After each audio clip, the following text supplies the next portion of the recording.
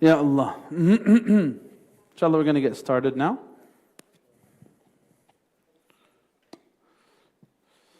طيب أعوذ بالله من الشيطان الرجيم بسم الله الرحمن الرحيم الحمد لله رب العالمين والصلاة والسلام على سيدنا محمد أشرف الخلق وسيد المرسلين وعلى آله وصحبه أجمعين اللهم لا سهل إلا ما جعلته سهلا وأنت تجعل الحزن إذا شئت سهلا سهلا رب اشرح لي صدري ويسر لي أمري واحلل عقدة من لساني يفقهوا قولي اللهم أخرجنا من ظلمات الوهم إلى نور الفهم وأكرمنا بمعرفة العلم وزين أخلاقنا بالحلم يا أرحم الراحمين آمين آمين أما بعد, thank you all for attending today. Jazakumullah khair. Welcome to the third session of 6 about faith foundations, the basics of Islamic belief. And we're continuing in our explanation of the 6 articles of faith. The first session, we gave an intro to the framework of, or the dimensions of religion. We went over terms through this prophetic tradition, hadith, that we call hadith Jibreel. We spoke about Islam. What does Islam mean? And we spoke about Iman. What does Iman mean? Oh, I need to turn off the sound for downstairs. I forgot again.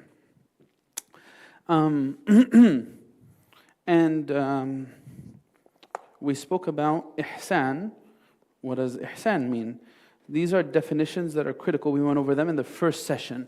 And by the way, if you missed any of the sessions, know this, you can find them all available online on our YouTube page. Turning off the mic downstairs. All right, there you go. It should be off now. So you can find these lectures on our YouTube page. If you go to YouTube, you put ICPC Clifton, and you'll find the playlist there for Faith Foundations. So that was the first session. The second session was belief in Allah. That's what we went over last week. And by the way, our explanation of this is at a basic level. And the intention behind this 6-part series is to give you a general idea of what it means to believe in Islam. We're going to follow this mini course up with another course, inshallah. And that course will be in the fall semester. We're going to go, this book here, like we said, it's by Taiba Foundation. And this is Iman 99. It's part of a curriculum. It's an introductory track, an essentials track for new Muslims. So followed this Iman 99, there's another book called Iman 100. And that's the more advanced level than this. It's you could say it's intermediate. That's where we'll get into a little bit more details.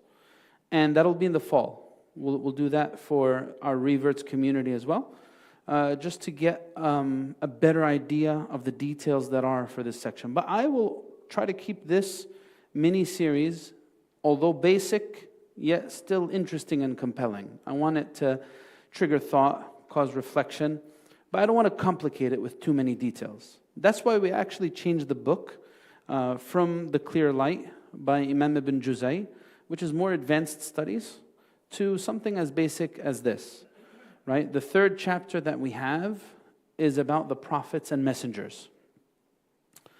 And I'll introduce it. We'll cover the entire subject today. And we'll go into the next article of faith next time. That's the idea.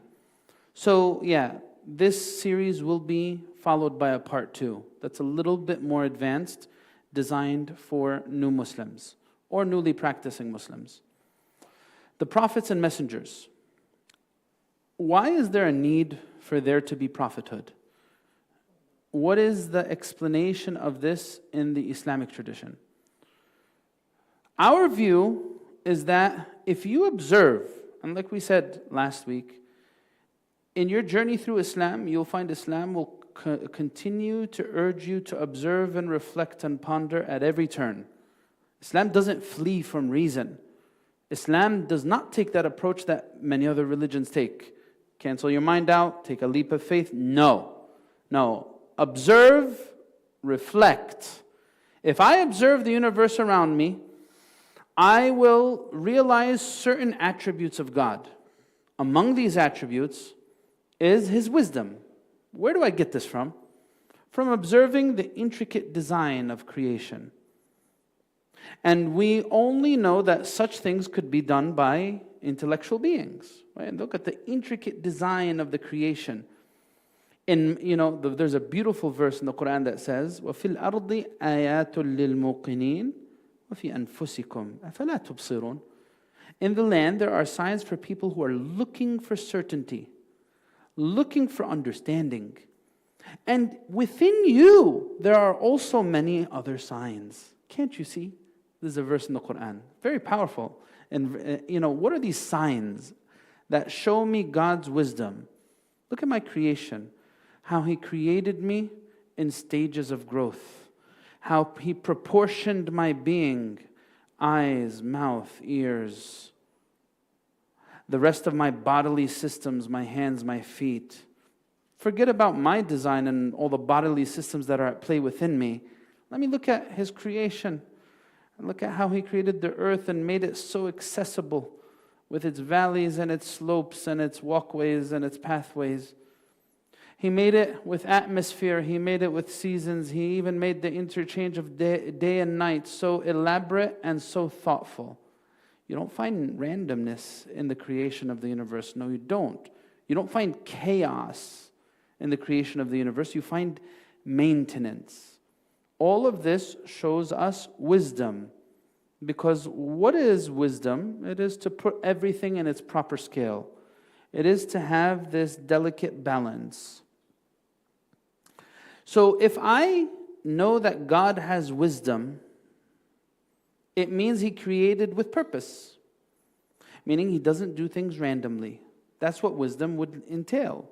That's what it would lead to, all right? If He created things with purpose, that means He created me with purpose. If He created me with purpose, what is this purpose? You know what happens to people when they lose a sense of purpose in their existence? That's when they commit suicide. That's when their life goes down a deep, dark path. When people lose purpose. So, if God created me with a purpose and He didn't notify me of this purpose, then this is a form of torment. How could you not tell someone what he's here for and allow him to stress and fall into anxiety and confusion and misdirection because you didn't tell him, right? So the other attribute that you see in God's creation is you see a great deal of mercy in what He created, and you see this mercy, in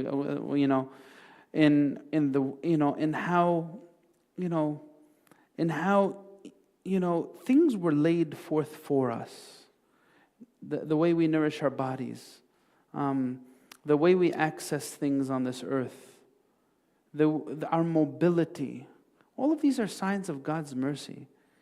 For us, even the way that we're able to breathe, the way that we're able to wake up and sleep, the way that we're able, to function, all of this, these are, to me, indicators of God's mercy, right? Well, obviously, there's another discussion that I said you could always have. Well, what if you look at all the bad things that are happening in the world and you say, well, God did that too. People are suffering. That's going to be a different discussion. Why do people suffer? That's another discussion for us to have. There's a detailed discussion. I don't want to dilute the subject by, losing focus. So if I realize God's mercy and I realize His wisdom means He created me with purpose, and His mercy dictates that He would inform me of this purpose. How did He let us know of our purpose? How? Through revelation. If I did not have revelation, then I would lose access to knowing the direction I should be going. And you know what? Not just that. Why were the carriers of this revelation human beings? Because the way we're designed and created is we're impressionable. We're impressionable. What does that mean? Meaning we learn from our surroundings. How do I learn how to walk and talk? How do I learn how to crawl? How do I learn how to, take care of these are all things that are learned behaviors. There's this process of learning through what I see and through what is given to me, the steps that I'm taught. A parent needs to, teach their child how to, learn those basic things to function, right? So if I'm an impressionable human being and I'm going to go through what does that mean? I am going to grow through experience. And if I grow through experience, these experiences could be positive, they could be negative, right? They could push me in the right direction or push me down a very bad. How many times have bad experiences led people to really bad life decisions, right? Very often, right? Bad experiences sometimes lead people down bad life decisions. So if that's the case, I as a human being have to make choices that'll make me or break me. This is what the Quran describes, وَهَدَيْنَاهُ النَّجْدَيْنِ. We've guided him to the two paths, the path to goodness, the path to wickedness. If I learn through experience, that means I will have some element of choice in those experiences. And if I have an element of choice, I could make the good choices or the bad choices. That's what it is, right? I can make myself or break myself. So with all of this in mind, I need direction from someone I could relate to. If the angel brought me the message, what would I say? This is an angel. He's designed to worship. He's perfect. He can't make any mistakes. I'm not going to listen to him. He doesn't know what it means to lose a child. He doesn't know what it means to commit a sin. He doesn't know what it means to have a desire. So, He sent to us prophets who go through the same life journey that we all go through, so that we can learn how to deal with our emotions, how to deal with our trials, how to deal with real life circumstances. That's the whole synthesis of prophethood in Islam. The whole synthesis of prophethood follows this logic. You see, if you understand what I'm saying, you'll understand the framework of faith in Islam heavily employs logic and reason. Is everyone following what I'm saying? You guys have any questions? Are you confused by anything I stated? Anyone confused by anything I stated? You all with me? So, there's a lot of logic there. All right? It makes sense to communicate purpose through prophets. And it makes sense for those prophets to be human beings. Because we as human beings have emotions, we have desires, we have life experiences, and I will continue to grow and I will continue to choose. Right? So I need to steer this ship in the right direction. And I need the direction to be able to do that. Okay? So, what are the terms that we have in Arabic that you need to know? We have the word prophet. What does that translate to in Arabic? The word Nabi. Nabi. How many of you have heard of this word? Any of you heard of the word Nabi before? Nabi. All right, some of you? All right, Nabi. N-A-B-I. What does that mean? Prophet. Who is that? I'll give you a definition. This is someone who's been given divine inspiration.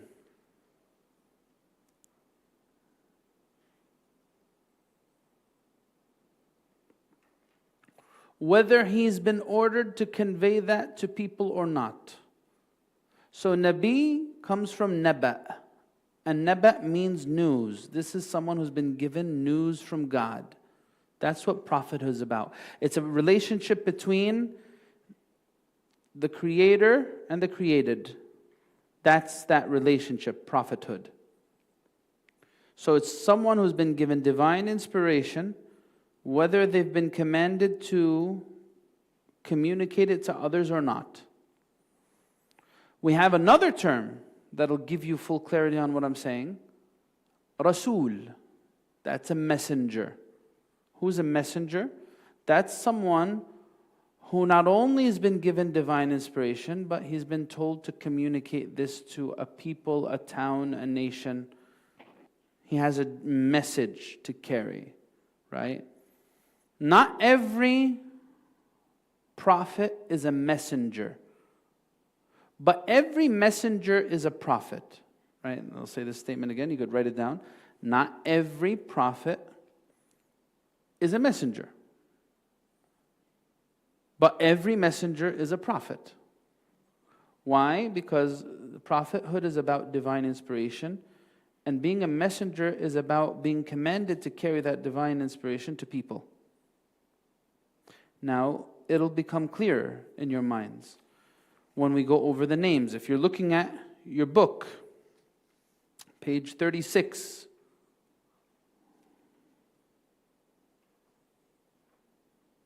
Page 36. It says here, we were told by the Prophet Muhammad ﷺ that there were 124,000 prophets sent throughout time to the children of Adam. And there were 314 messengers. Now, to be fully transparent, this prophetic tradition that this book is referring to is there. However, it is not entirely authentic, meaning it's a weak transmission. We actually don't know the exact number of prophets and messengers. But we do know what the Quran says. What does the Quran say? The Quran says, وَإِن مِّنْ أُمَّةٍ إِلَّا خَلَا فِيهَا نَذِيرٌ. Every nation had a warner. Every nation had a prophet. Now, who of these prophets is mentioned in the Quran? Only 25. Only 25 prophets and messengers are listed in the Quran. If you look at the list, the first one is Adam, right? Was Adam a messenger? Answer, who would he carry a message to? He's the first one, right? Who would he carry a message to? He wasn't a messenger, he was a prophet. Why? Because he was divinely inspired. God communicated with him. He didn't have a message to carry to people. He was a prophet. Who else? We have Prophet Idris. In English, Enoch. Who else? The third one, Noah. Was he a messenger? Of course he was a messenger. He's actually considered among the top tier of messengers in Islam, the top tier. We have this expression that we state, Ulul Azm, those foremost in determination. The 5 greatest prophets and messengers, who are they? These are the ones who had to deal with such great difficulties with their people, and they endured patiently communicating the message. Who are these 5? Noah is one of them. He's the first of them. Now, of course, all of the prophets and messengers are great, but this is top tier. Noah, Abraham, and the third one is Moses, Musa. The fourth one is Jesus, Isa. And the fifth one is Muhammad. These are the 5 most revered prophets in Islam. Noah, Abraham, Moses, Jesus, Muhammad. Nuh, Ibrahim, Musa, Isa, and Muhammad. These are the 5. And each of them, their stories are mentioned a whole lot in the Quran. In fact, who's the most mentioned prophet in the entire Quran? Very good. MashaAllah. Yes, you're right. Moses, Musa alayhi salam. He's mentioned the most.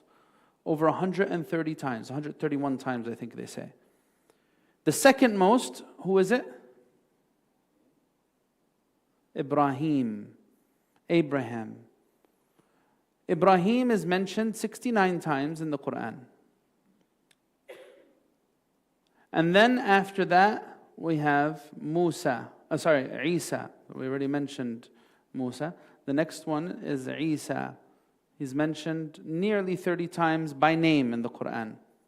Jesus. And then we have Nuh. And the last of them, in terms of being mentioned by name, is Muhammad. Muhammad was mentioned by name 4 times as Muhammad and 1 time as Ahmad. Muhammad and Ahmad, they're from the same root. They're both names for the Prophet. They're both from the description of praise, right? So anyway, that's how many times they were mentioned. And of course, the number of mentions does not speak to the status. The number of mentions does not translate to status. That's not how we understand it. But Prophet Musa was mentioned most in the Quran. Why? Because the children of Israel, Bani Israel, were the nation that preceded Ummat Muhammad. And Allah wanted us to learn from their experiences. And that's why their experiences were shared most in the Quran, to teach us. Right? So he lists others: Hud, Salih, Ibrahim. By the way, some of these have titles. Some of these prophets have titles. For example, Adam is the father of humanity, Abu al-Bashariya. Nuh alayhi salam is considered the second father of humanity. He's the second father. Why is Nuh alayhi salam the second father of humanity? Because all those that come after him are from his progeny. And that's details in the story. Ibrahim, he's considered the father of prophets, Abu al-Anbiya. Why? Because his two sons, Ismail and Ishaq, both were prophets. And from Ishaq comes a long line of prophets, Yaqub, Jacob, and then Yusuf, Joseph, and then many others after that. And from the progeny of Ismail comes Muhammad sallallahu alaihi wasallam. So he's considered the father of prophets. Lut, Lot, Yaqub, Jacob, Yusuf, Joseph. You see all these names there. Musa, Moses, Harun, Aaron, Shu'aib, Ayub, Yunus, Ilyas. All these are prophets that are mentioned directly in the Quran. However, are all the prophets mentioned in the Quran? The answer is no. They're not all mentioned in the Quran. Only some of them are mentioned in the Quran. And among these few, some of them we don't know much about their lives. We don't know much about Idris. We don't know much about Al-Yasa' or Dhul-Kifl. We don't know about their lives. But they are, and Ilyas, we don't know much about them. But their names are listed in the Quran. The other ones besides the ones I just mentioned, their stories are relayed in the Quran. All right, yeah.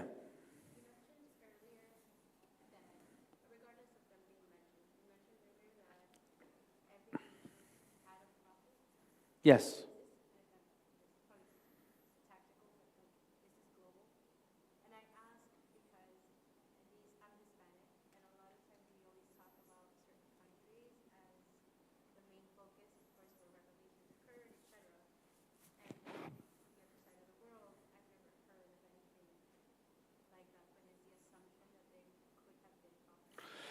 Yes, the assumption is there could have been prophets, and we might not know. We don't know about the totality of human history. There's a lot of things that have been lost with time.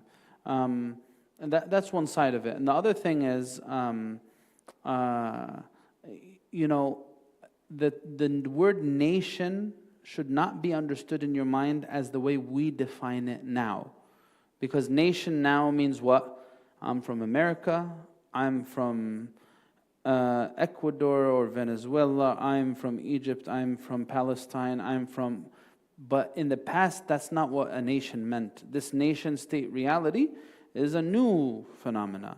You find that there was open borders in the past, So a nation could be Latin-speaking, that could be considered a nation. Right, Arabic speaking, or a nation could be something else, right? So we don't know the exact definition of who that would apply to and through what time frame. That's another thing. We have this concept in Islam where there is a possibility that you will find gaps between the generations. Meaning that, for example, before Prophet Muhammad came, Abraham, then his son Ismail, were in that area of the Arabian Peninsula. Ismail settled there, and in fact he had his entire life and he propagated the message to the people in that area. But then after Ismail, in that area, 1,000 years, more than 1,000 years passed from the time of Ismail, actually a few thousand years, between Ismail and Muhammad.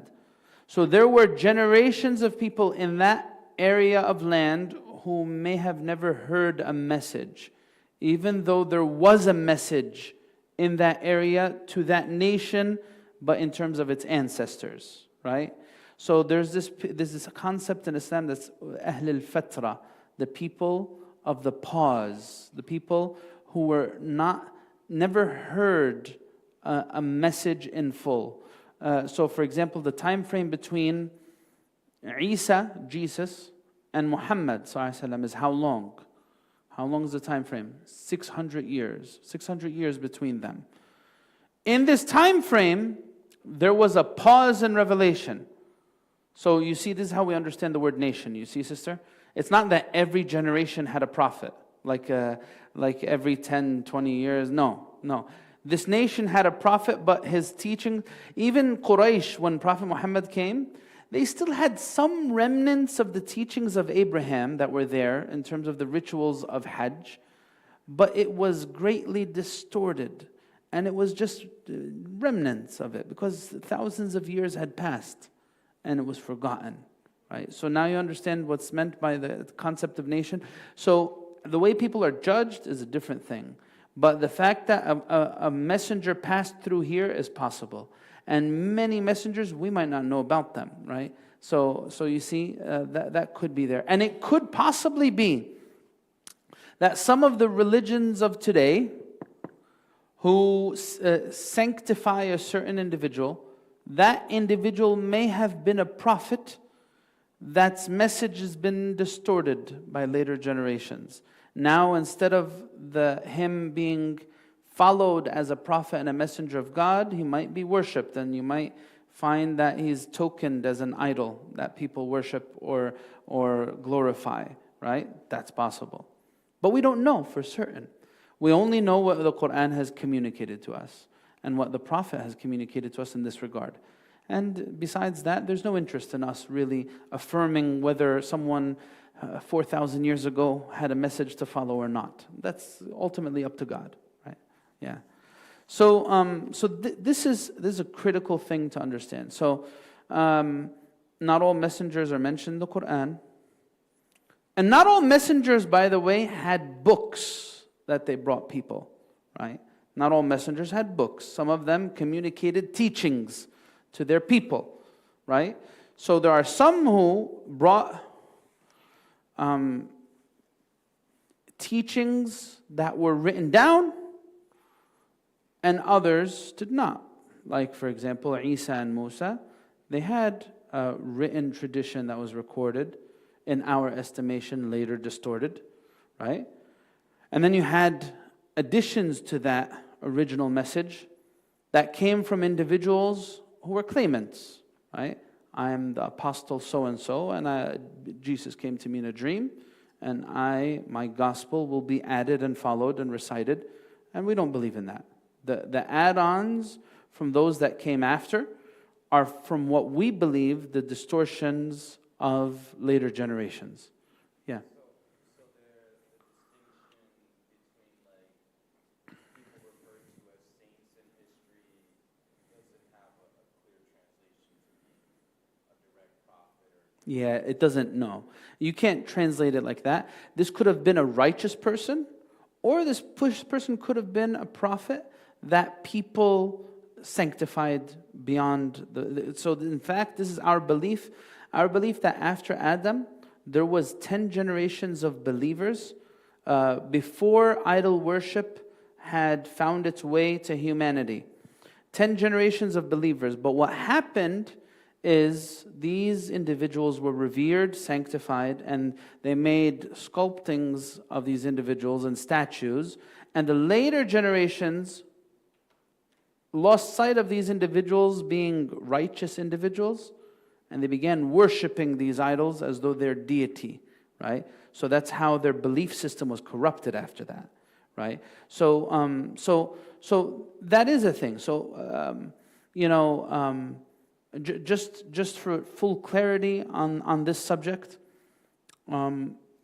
we as Muslims believe in the original teachings to Moses and Jesus, but we do not believe in the current testaments as they are, the Old Testament and the New Testament.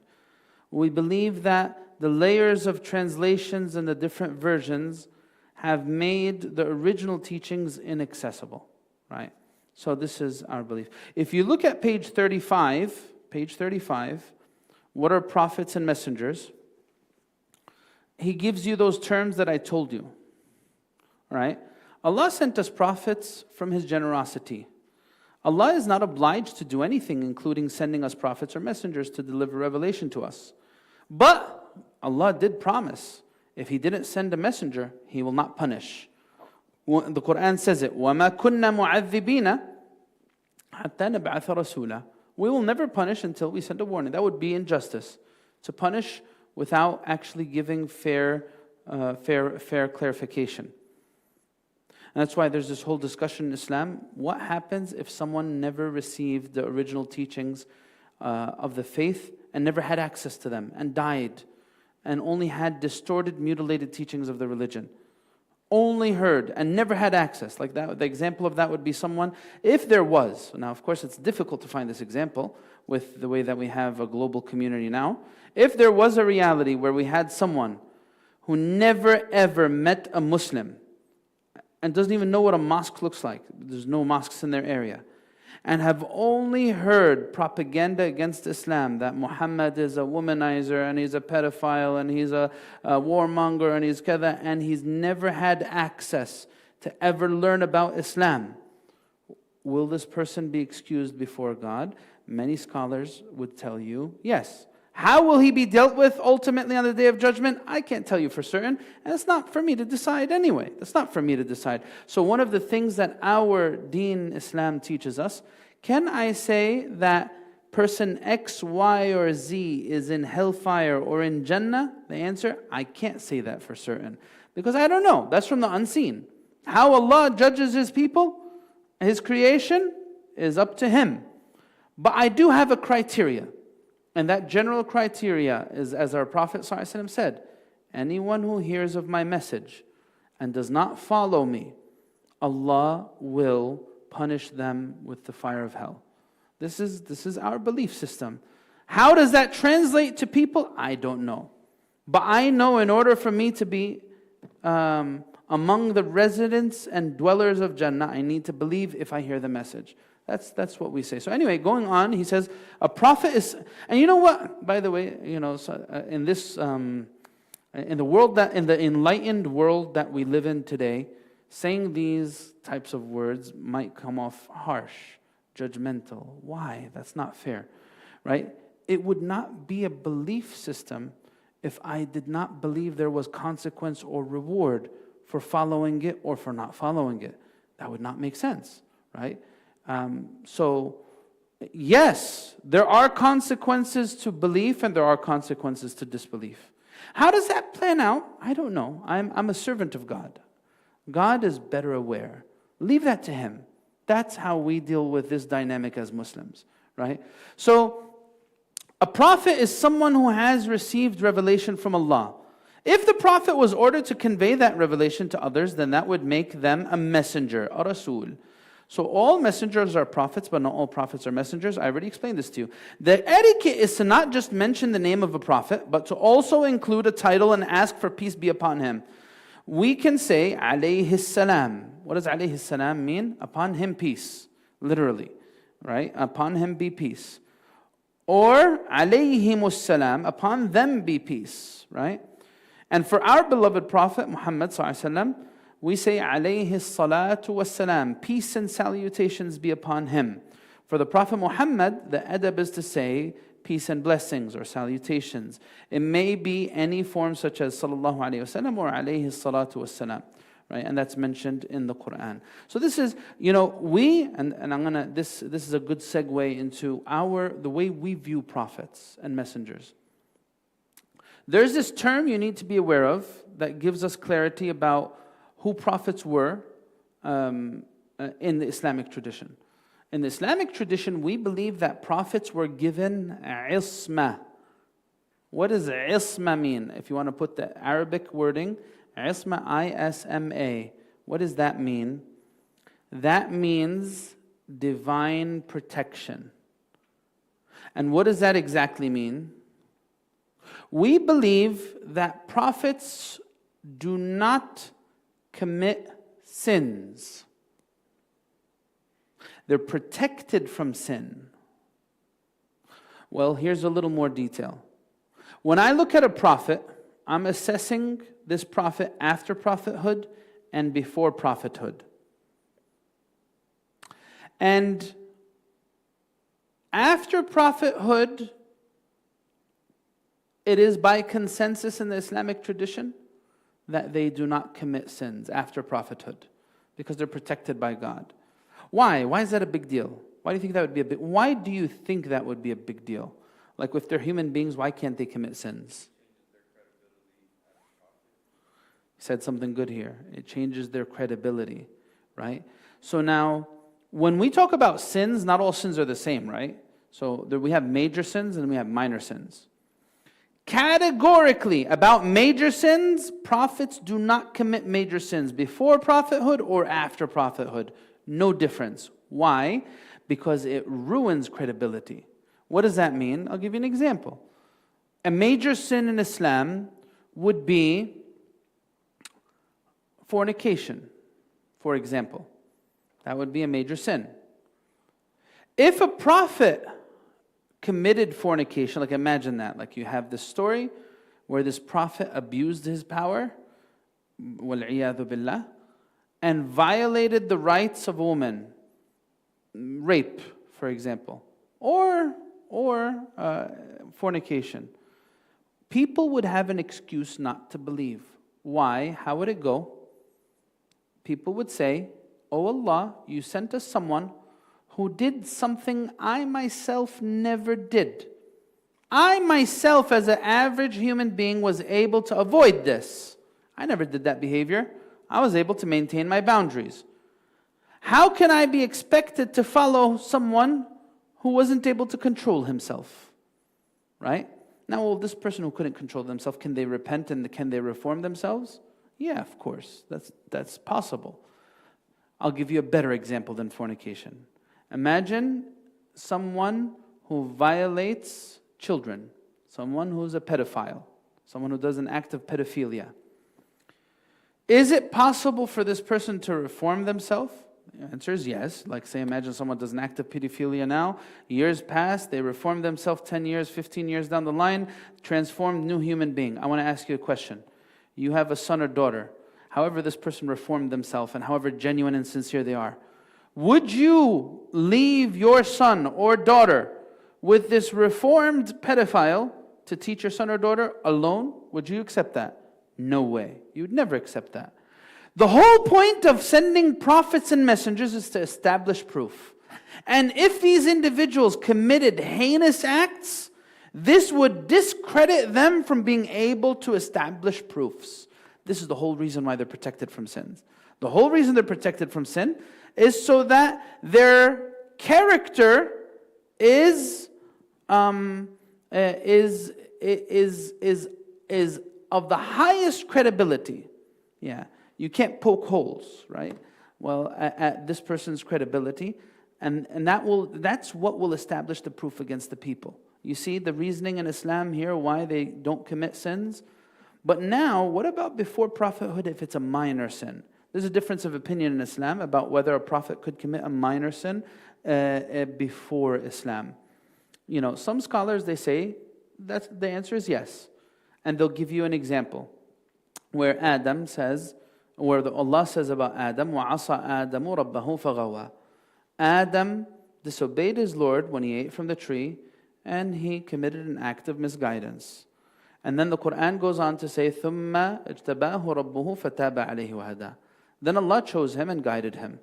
Some of them will tell you, this is an example of a minor sin because he violated the command of God.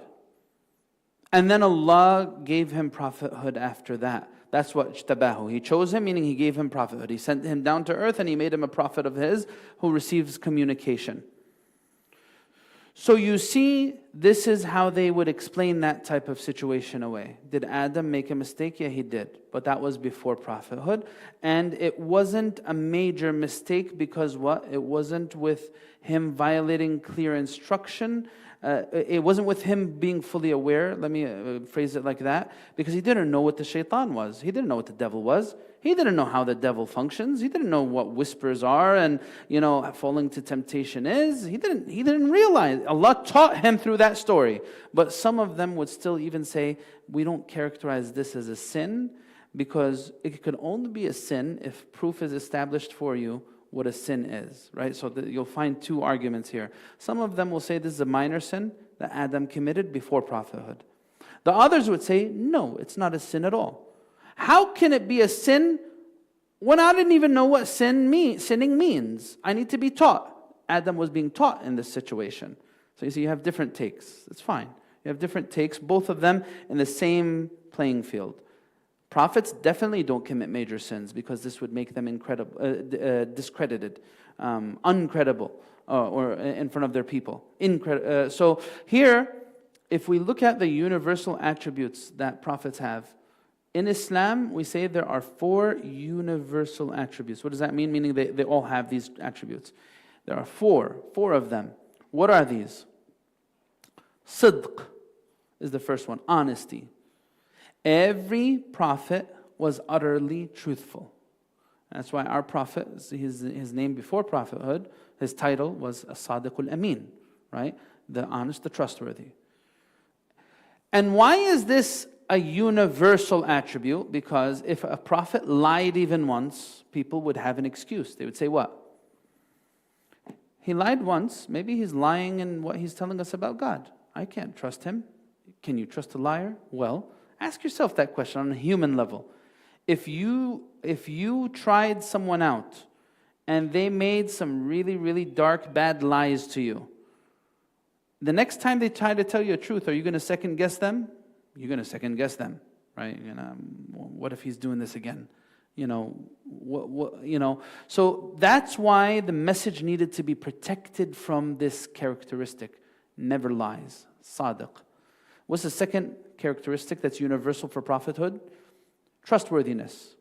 Trustworthy, and that's different than honesty. Trustworthiness, meaning that they are not a people of betrayal and treachery. They would never betray. A prophet never betrays. Because what?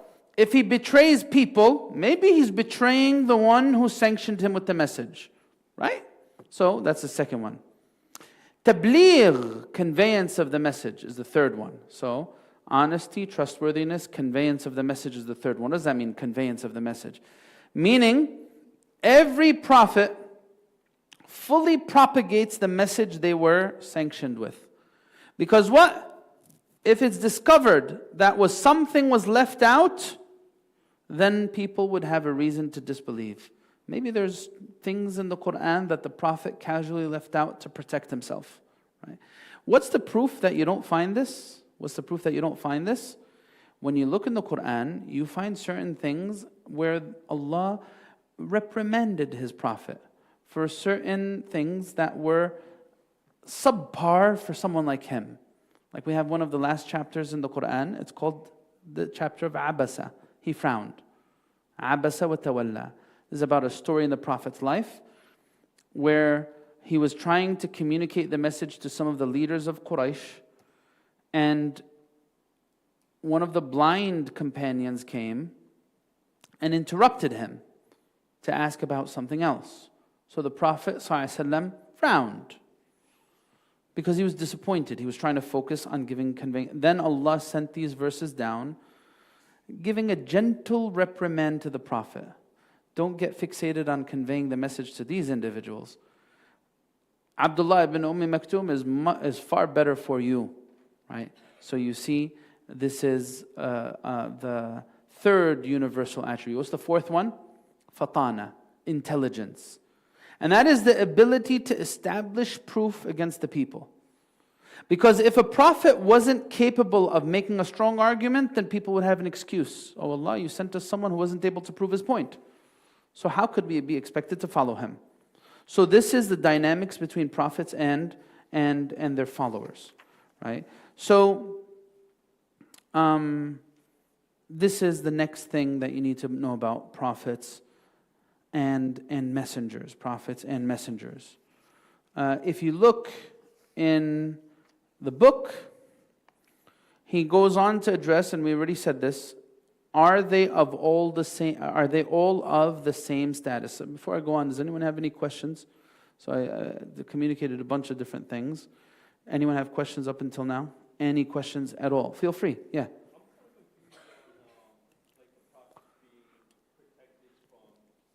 Sure. Does that mean that they don't commit sins or that their sins don't count? Like, what does that look like? So, in terms of their protection from it, our belief is they don't commit it afterwards. And anything that seems to communicate the commission of a sin, we interpret it in another way. In the Islamic tradition, we hold the prophets in very high regard. You'll find in other faith traditions, they'll say things, for us, what they mention about the prophets are utterly deplorable. We don't believe that Lot committed incest with his daughters. We can never believe something like that, because that would totally discredit. Who would you find is going to do incest today? Some deplorable person today would do something like that. So if a prophet could do that, then, how on earth could I ever be expected to follow this person, right? We don't believe that Prophet Abraham engaged in any illegitimate relationship, right? Because if he did that, again, all right, yeah, sure, many people fall prey to this mistake and they reform their life and they become better. But a prophet is held to a higher standard. Why? Because there's a large swath of human beings that would not fall into that mistake and would not have a child outside of a sound and accepted relationship. This is what they said about Abraham, they basically said Ismail is the product of illegitimacy because he wasn't Abraham's child through a sound marriage. And why did they say this? They were trying to poke holes in the integrity of Prophet Muhammad, because Prophet Muhammad is from the progeny of Ishmael. So if he committed this sin, Muhammad's coming from the product of illegitimacy. And we don't believe that about Prophet Abraham. So anything that would be interpreted as a sin after prophethood we would understand it in a different light. If there are examples before prophethood of them making mistakes, it's possible that they were either a minor mistake or that they're understood in a different light. This is how we understand it. Yeah. This is and the reason for this, like I said, they led normal lives. Like the Prophet Muhammad, for example, he's an orphan, right? He's orphaned twice, actually. He lost his father, then his mother, then in the care of his grandfather, and then in the care of his uncle. He went through a whole lot of struggles, very human struggles, right? And sometimes there would be a bad judgment call that's not necessarily a sin, right? That's possible. Like, for example, a worldly judgment call that doesn't relate to the revelation. That's possible. However, he was protected from sin to protect the message, not to make him infallible and superhuman and beyond humanity. Still, with his protection from sin, you'll find, and you just try it. If you've never read the life of Muhammad, you'll find in it so many things that you will be able to connect with. That's the whole point. He wasn't an angel so that we could connect with him. He was protected from sin to protect his message. What can you connect with in the example of Muhammad? He lived a portion of his life as a person who was oppressed and marginalized. He lost all of his children except Fatima. He experienced poverty. He experienced all kinds of different tragedies, right? So all of this still gives a lot of relevance to human beings while still protecting the message. You have a follow-up? If you have a follow-up, feel free to be direct if you have a follow-up, yeah. It's good? All right. Anyone else have a question? Why are there no more prophets? Very good. It's good. So each messenger, we believe, was sent to their specific town and people throughout time. And then human beings would forget, right? And then there would come another messenger who would revive the teachings. Like, so for our belief in the children of Israel, there was a series of prophets throughout the generations. The prophet said, Bani Israel, they were led by prophets. Every time one prophet would die, another prophet would come after that. Now, when the message of Muhammad came, the specific scope of revelation was expanded. It was made universal. It wasn't left to the Arabs. It wasn't left to Quraysh. It was meant to be something that was for all people to follow. The reason why, so the thing with the messengers also, there was a consistent trend. These messengers, I need to lay this framework for you, so bear with me. These messengers were given miracles. And they were given, alongside these miracles, revelations. The miracle would prove that this person is not a fraud. You know, he's aided by God. He's doing something that we cannot replicate. And that's what we call a mu'jiza. We'll talk more about it in a minute. So, if the people disbelieved after seeing the miracle, they would be punished. They would be punished. And we saw this repetitively. So with Noah, there was the great flood. All of those who did not follow him were drowned. With Salih, with Hud, there was the destructions of their people through natural events that had happened. Same thing with Lut, right? And so on and so forth. So the mu'jiza, the miracle, would establish proof against the people. If they disbelieved, they would be punished. A different path was tread with Muhammad by making the message universal, and no longer making the dynamic that if you disbelieve, there would be this catastrophic event that would upend the nation entirely. This was changed. It was no longer done. Why? Because now it needed to be a test for time. Human beings, now you have this complete revelation that's not nation-specific, language-specific. It's not. If you think the Quran is language-specific, then tell me how only about 17% or less of the ummah of Muhammad ﷺ are Arabic-speaking people. Right? The vast majority of the followers of Muhammad are non-Arab, right? So it's definitely not language-specific. If you say it's nation-specific, well, it's crossed the boundaries of every culture that there is on the face of this earth, right? So it's not culture-specific, right? So a universal message was left, no longer any miracles. Now it's hard facts, reflection, observation, principles, your choices. Now you choose, what are you going to do? There's a complete message that's been given to you. You need to find the pathway to guidance. If you don't, you're not going to get punished immediately in this life by this flamethrower coming from the heavens is going to like burn you right on the spot. No, it's not going to happen, right? You're going to live a lifetime, and if you continue to disbelieve, when you meet God, that's when you'll be held accountable. So there was an adjustment due to the change of scope, and also Allah wanted something else. He wanted to make a universal message that would serve as proof for ages. And each generation was told, hey, you know what? Take this book, assess it. You have arguments against it, bring them forward. Proof against proof.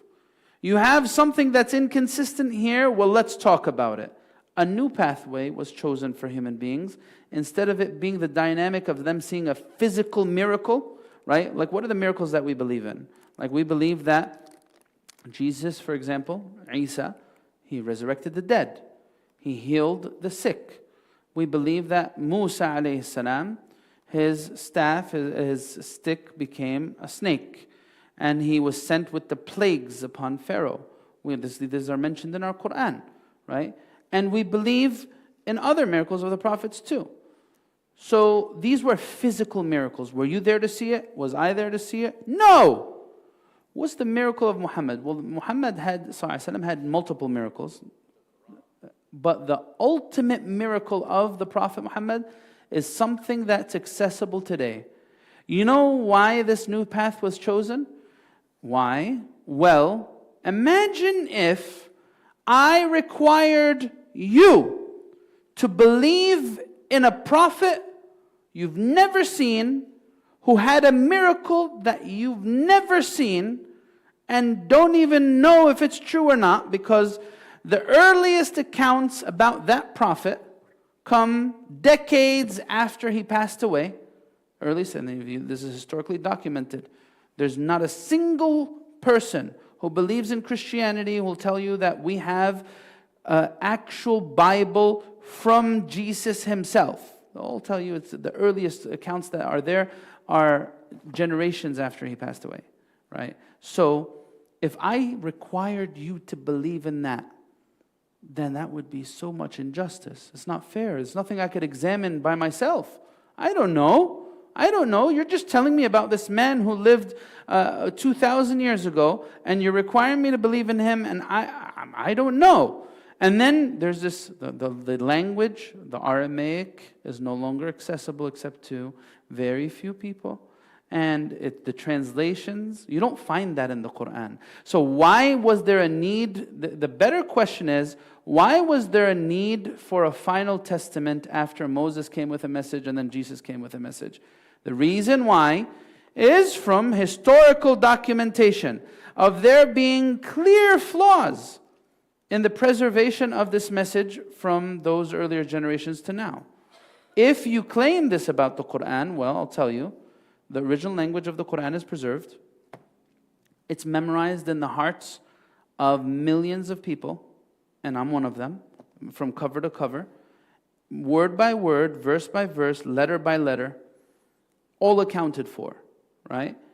Now, you bring me the reason why you don't believe. So really the reason why it was made the final testament, the last revelation, no more prophets, was because the irrefutable proof was established. I'm going to summarize the answer again. Why are there no more prophets? The whole point of prophethood was to establish proof. And from the prior revelations, there wasn't enough proof established. Because, one, their message was specific to a particular nation. Noah, he went to a specific people. I don't know about the people of Noah. I don't even know what their names are, who lived there. He never communicated anything to me. That's one, specific people. Second, I don't have anything at my fingertips that I could assess to make an impartial decision as to whether this message is truthful or not. So I have an excuse not to believe. Our claim as Muslims is this irrefutable proof is found at your fingertips. Here's the book. Go ahead and read it. What are your proofs? What do you want to say? Right? So you see, that's the difference. That's the difference. If you want to go study some of the previous scriptures right now, well, I'm going to need to read a translation. Well, I'm going to need to read the Gospels of people who came after Jesus. Well, I'd never seen the miracles of Jesus or Moses, and so on and so forth. That's the reason. Wallahu a'lam. Who else has it? It's a very good question. Jazakallah khair. Who else has a question? Anyone else has a question? Yeah, what's up?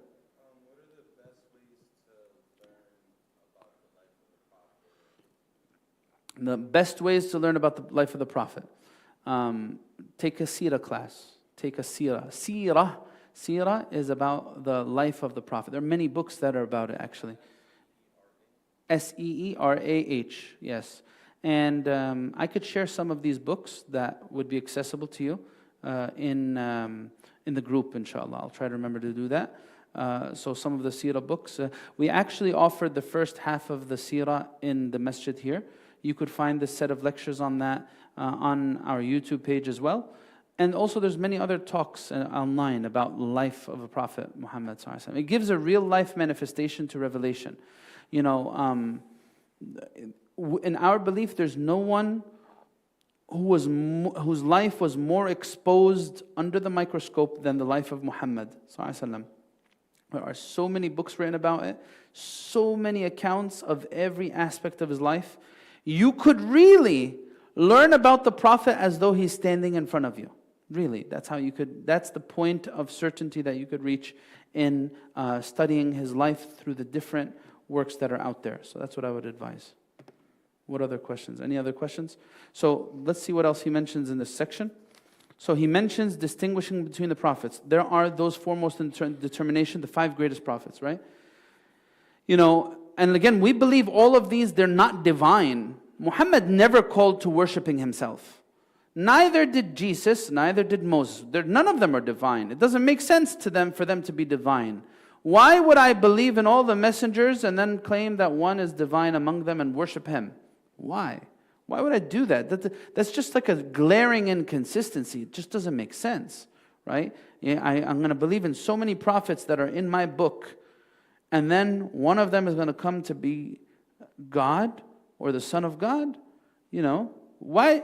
If throughout the entirety of the human timeline, God was able to send messengers, why did he need to come down himself, so to say, وَالْعِيَاذُ بِاللَّهِ, to communicate the message?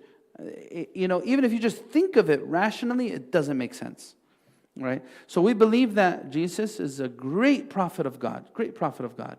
We love him, we revere him. In fact, one of the chapters of the Quran is named after his mother, Maryam. We believe as Muslims in the immaculate birth of Isa alayhi salam. But we believe that this immaculate birth does not indicate his divinity, right? Because if you have Isa who was born without a father, you have Muhammad, so you have Adam who was born without a mother or a father, right?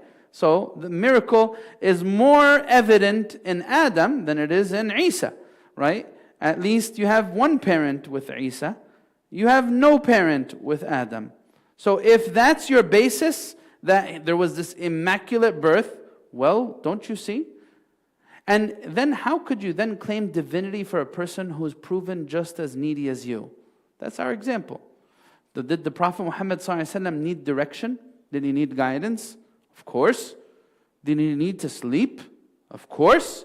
Did he need to eat and drink? Of course.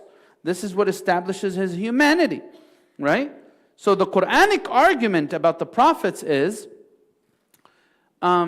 clearly states that ما المسيح ابن مريم إلا رسول قد خلت من قبله الرسل وأمه صديقة كانا يأكلان الطعام انظر كيف نبين لهم الآيات ثم انظر أنى يؤفكون. The Quran says Isa, Jesus, the son of Mary, is only a prophet and a messenger. Messengers have come before him, can't you see? And then it says after that, and his mother is a siddiqah, someone of astounding truth, right? And then it says, كَانَ يَأْكُلَانِ الطَّعَامِ, they needed to eat food. And if they needed to eat, they needed to relieve themselves. And if they needed to do both of these actions, they were dependent. If they were dependent, how could they be perceived as divine? That's what the Islamic discourse is on this issue. If they were dependent, how could they be divine? So we don't believe in divinity of prophets. Even if they're protected from sin, that doesn't mean they're divine. They are needy of their creator, of Allah Azza wa Jal. Right? So, on page 38, he tells us more about the prophets. There are a few more pages. We're almost done with today. And then we'll be done. So on page 38, he tells us some things about the Prophet that you need to know. As Muslims, we affirm that the greatest of all prophets and messengers was Muhammad, who was the last prophet, the seal of the messengers, and the beloved of Allah. We have many proofs to show this. There are many things that gave the Prophet Muhammad that no other prophet was given. These are his unique particulars, his khasa'is. There are a number of books written just on this topic. We believe that the Prophet ﷺ had the night journey and the heavenly ascent. This is what we call Isra wal Mi'raj. We believe that, what is this Isra wal Mi'raj? It's one of the stories of the Seerah. You go learn about it, you learn about this night journey. And people People will laugh about that. People laughed about it at that time, and then one brilliant mind of our time mocked this idea of the night journey. How do you believe in a prophet traveling, doing space travel and back, as he says it, in his different wording, all back in one night? Well, if I believe that human beings could travel at such speeds today in our technology and our knowledge today, why would I believe that this is impossible about someone who is aided by God? So we believe in the night journey. We believe in the Prophet ﷺ having al-hawd, the basin, on the Day of Judgment. We believe in the intercession. These are all things that are unique to the Prophet, that are detailed in Iman 100. When we go over the more detailed version of this course, we'll go over these things. What sets prophets apart from people? We believe that the prophets, I'm on page 39, they were given mu'jizat, miracles, for them to prove to their people that they were saying, what we're saying was true, truly from Allah. Their miracles are as if Allah said, this servant has spoken the truth in all that he says, right? So these miracles established clear proofs. He gives us examples. At the time of Isa, medicine was at a height and at the forefront of people's respect. He came with miracles of healing the sick and bringing the dead to life, when no other medicine could do the same. At the time of Salih, his people had perfected carving homes from the side stone mountains. So the miracle that he was given was bringing a live animal from the stone mountain, right? And the same thing with Musa. He went to a people that were known for black magic and sorcery. And Musa alayhi salam brought something that was able to outdo all of their black magic. We're talking about the magicians of Pharaoh. The magicians of Pharaoh. So, and then on the next page, page 40, he tells us exactly what we believe in Isa. We already mentioned this. He's not God or the Son of God. He was born of a virgin birth by Maryam. He did not have a father. He was sent as a prophet and a messenger. He was given a book called the Injil. He was not crucified. We don't believe that Isa alayhi salam was crucified, by the way, as Muslims. We don't believe in the crucifixion of Jesus. We believe another person was made to resemble him and that he was crucified, right? We don't believe that Isa alayhi salam was killed, by the way. We don't believe Jesus was killed. We believe that he was raised up by God, and he actually hasn't experienced the death that we normally experience yet. He's in this paused state. He'll come in the end of times. Jesus will come in the end of times, and he will lead the believers at that time. So that's some of our beliefs about Jesus. Page 41, he gives you the 4 universal attributes I told you guys about that are there. And he gives you their opposites. So he tells you truthfulness, trustworthiness, conveying the message, and intelligence. And then he tells us the opposites, the ability to lie, the ability to abuse a trust, the ability to conceal the message, and the being feeble-minded.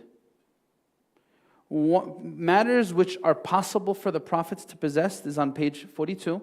He says, being ill, they could get sick, they need to eat, they need to drink, they could get hungry, they get thirsty, they need to get married, or they would get married, they would have children. These are all things that we believe in about prophets. And then he also speaks on page 43 about divine protection, and he tells us a little bit about that. Allah has given special protection to the prophets and messengers. This protection is called the isma. See, all of the things I said are detailed in the book for you. This protects them from doing things that are not befitting of a prophet of God to do. This is because we were ordered by Allah to follow the messengers. If it had been possible for them to disbelieve or commit sin, then that would mean that we would be ordered to follow them in that matter. That would be a complete reversal of the commands of God. And thus, it could not have been the case, right? That's pretty much the section, and the end of the section just has, different activities for you to do on your own. Anyone have any concluding questions or remarks before we're done for today? Any concluding questions or remarks? Yes.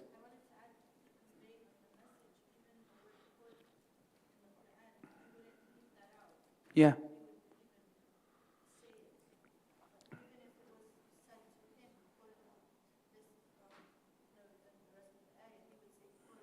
Very true, very true. You find that the communication of the Quran was verbatim. We don't believe, and this is going to come with us in when we go over the article on the books. So we went over belief in the prophets. We're going to go over the belief in the books too. We don't believe a single word of the Quran is coming from the Prophet himself. And we don't believe a single word was left out. The sister gave us an example. Even when the Prophet was told, say, قُلْ هُوَ اللَّهُ أَحَدٌ, right? Say Allah is one. He includes the word say, right? If he was going to leave something out, he would have used his own discretion. He would have just said, هُوَ اللَّهُ أَحَدٌ, right? One of the leaders of today thought that it would be a wise idea. Instead of having قُلْ هُوَ اللَّهُ أَحَدٌ, doesn't make sense. Just remove قُلْ. Say هُوَ اللَّهُ أَحَدٌ. One of the leaders of today had this idea. But in our belief, right, the Prophet communicated the totality of the message, and not a single word is from him. It's all verbatim from Allah. Right, very good. Anyone else have any concluding comments, questions, anything? Anything? All right, Jazakumullah khair. I'll see you guys next week, bi'idhnillah, and we'll continue with the explanation of the articles of faith. Subhanakallahumma hamdik, nashhadu an la ilaha illa ant, nastaghfiruka wa natubu ilayk. So inshallah, we'll, if we could get some help in folding the chairs and tables and moving the divider back to where it normally is, so that we could do our salah. Jazakumullah khair.